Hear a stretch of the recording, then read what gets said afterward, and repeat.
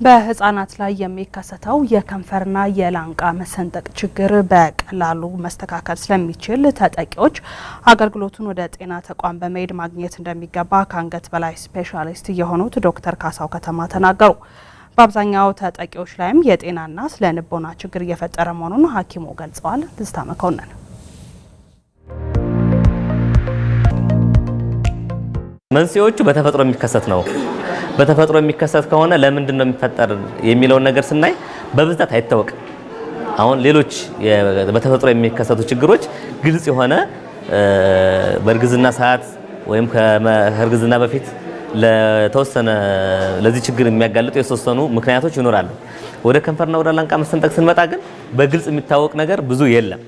ግን እንደ ምክንያት የሚቆጠሩት ነገሮች አንደኛው በእርግዝና ሰዓት አልኮል መውሰድ፣ ሲጋራ ማጨስ፣ መድኃኒቶች በተለይ ደግሞ የሚጥል በሽታ ያለባቸው እናቶች የሚወስዷቸው መድኃኒቶች ለከንፈርና ላንቃ መሰንጠቅ ሊያጋልጡ ይችላሉ ተብሎ ይታሰባል። የአይረን ችግር፣ የፎሊክ አሲድ እጥረት እንደዚህ አይነት ነገሮች ሊያጋልጡ ይችላሉ ተብሎ ይታሰባል። በግልጽ ግን ይሄ ነው ተብሎ የታወቀ ነገር የለም። እንዲሁም በዘር አንድ ቤተሰብ ውስጥ የላንቃ ወይም የከንፈር መሰንጠቅ ካለ ሁለተኛ ወይም ሶስተኛ የመደገም እድሉ ከፍ ያለ ነው። ያው ብዙ ጥናት ባይደረግም 1000 ህጻናት ውስጥ እስከ 2-3 ህጻናት በላንቃና በከንፈር መሰንጠቅ ችግር ሊገጥማቸው ይችላል ተብሎ ይታሰባል።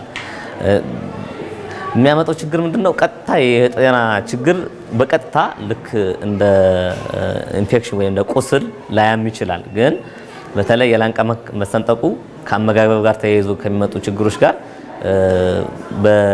በቶሎ መፍትሄ ካላገኘ ከምግብ እጥረት ጋር የተያያዙ በሽታዎችን ሊያስከትል ይችላል። በተለይ ግን ከምግብ እጥረት ጋር ምክንያት ሲመገቡ ወደ አፍንጫቸው ነው የሚሄድ ምግቡ። በዚያ ምክንያት ጡት መጥባት አይችሉም፣ በደንብ መመገብ አይችሉም። ያ የምግብ እጥረት ያመጣል። ይሄ ደግሞ በተያያዥነት የምግብ እጥረት ጋር የሚያያዙ በሽታዎችን ያመጣል። እንደተወለዱ ህጻናት ወደ ጤና ተቋማት ከሄዱ አሁን ባለው በሀገራችን ተጨባጭ ሁኔታ የላንቃ መሰንጠቅም ሆነ የከንፈር መሰንጠቅ በኦፕራሲዮን ወይም በቀዶ ሕክምና ሙሉ በሙሉ መታከም ይችላል። ስለዚህ በቀላሉ መፍትሄው ማግኘት ይቻላል ማለት ነው። ቀዶ ሕክምናው ደግሞ ውስብስብ የሚባል አይደለም፣ ቀላል ነው፣ በደንብ መስተካከል የሚችል ነው ማለት ነው።